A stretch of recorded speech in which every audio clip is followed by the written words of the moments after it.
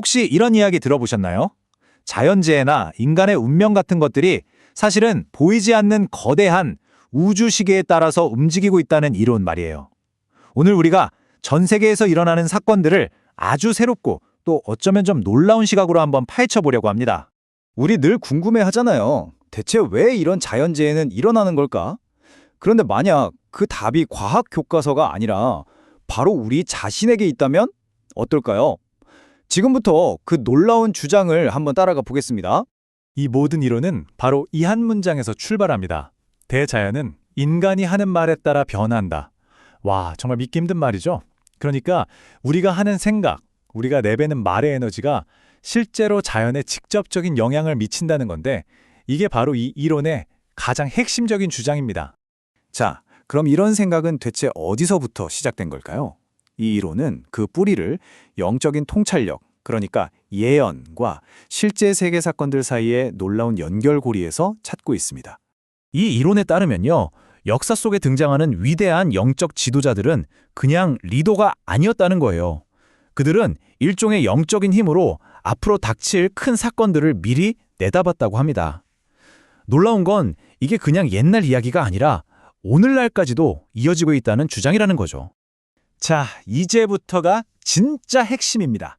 이 이론을 관통하는 가장 중요한 부분, 바로 우주를 움직이는 숨겨진 법칙이라고 불리는 대자연의 30-70 법칙으로 들어가 보겠습니다. 이 이론의 중심에는 바로 3대 7이라는 신비한 비율이 있어요. 아주 간단한 숫자 같지만 사실 이게 우리 세계가 발전해온 두 개의 거대한 시대를 나누는 핵심 규칙이라고 합니다. 이 두 시대를 컴퓨터에 한번 비유해 볼까요? 재밌어요. 먼저 30%의 시대는요, 지구가 만들어지고 대륙이 생겨나는, 그러니까 컴퓨터의 하드웨어가 갖춰지는 단계였어요. 그리고 그 위에 인류가 등장해서 온갖 모순과 문제를 겪으면서 발전해온 70%의 시대는 그 하드웨어 위에서 소프트웨어를 정말 한계까지 돌려본 그런 실행 단계였던 거죠. 바로 2012년 말, 이때가 그 거대한 전환점이었다고 합니다. 이 이론에 따르면 인류가 온갖 문제를 만들어내고 폭발시키던 그 70%의 시대가 바로 이때 공식적으로 막을 내렸다는 거예요.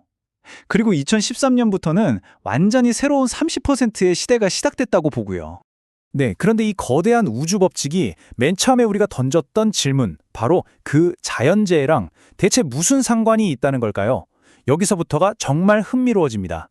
이 이론의 주장은 정말 좀 충격적일 수도 있어요. 우리가 매일 하는 말에 눈에 보이지 않는 질량이 있다는 겁니다. 과학이 아직 측정하지 못할 뿐이라는 거죠. 우리의 집단적인 불만, 부정적인 에너지가 단순한 생각이 아니라 실제로 대자연을 움직일 수 있는 물리적인 힘이라는 거예요. 이 과정은 이렇습니다. 먼저 인류의 수많은 불만과 부정적인 감정들이 쏟아져 나오겠죠. 이 에너지는 눈에 보이지 않게 자연 속에 양으로 차곡차곡 쌓여갑니다.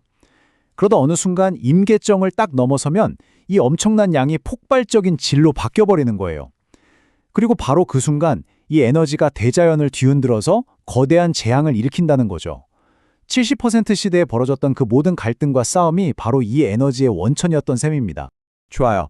그럼 문제를 만들어내던 시대가 끝났다면 이제 그 다음은 뭘까요? 아니, 그렇게 고통스러웠던 70%의 시대가 대체 왜 필요했을까요? 이 이론은 이렇게 말합니다. 세상에 존재할 수 있는 가능한 모든 문제를 다 겪어봐야만 비로소 단 하나의 바른 길, 진정한 해답이 나올 수 있었다고요. 그래서 2013년 이후의 시대는 바로 그 해답을 찾아 나서는 여정이라는 겁니다. 그런데요, 이 이론은 여기서 한 걸음 더 나아가요. 그 인류를 위한 위대한 해답이 시작될 장소까지 아주 구체적으로 지목합니다. 바로 한반도입니다. 자, 이제 이 거대한 퍼즐의 마지막 조각을 맞춰볼 시간입니다. 과연 이 세상을 바꿀 해답은 정확히 누가 내놓게 되는 걸까요? 그 해답을 내놓을 주인공으로 지목된 이들이 바로 아날로그 세대라고 하는데요. 이 용어는 2차 세계대전 이후에 태어난 한국인들을 가리키는 말입니다. 아니, 왜 하필 이 세대일까요? 이 이론에 따르면 몇 가지 이유가 있는데요. 이들이 단일 민족의 마지막 세대이자 전쟁의 참혹함을 직접 겪지 않았고 무엇보다 인류가 쌓아온 모든 지식, 역사, 과학, 철학을 흠뻑 흡수했기 때문에 과거 세대가 풀지 못했던 그 문제의 해답을 찾을 수 있는 유일한 세대라는 겁니다. 그리고 이런 사명감은요, 그냥 갑자기 생긴 게 아니라 아주 어릴 때부터 교육을 통해 뭐랄까, 일종의 운명처럼 받아들여졌다는 거죠. 바로 이 말처럼요. 우리는 초등학교 때 배웠다. 인류 공영에 이바지할 것을. 오늘 이야기 어떻게 들으셨나요? 마지막으로 이 질문을 한번 던져보면서 마무리하고 싶습니다. 한 세대 전체가 인류를 위한 사명을 가지고 태어났다고 듣는 것. 과연 이건 우리에게 무엇을 의미하는 걸까요?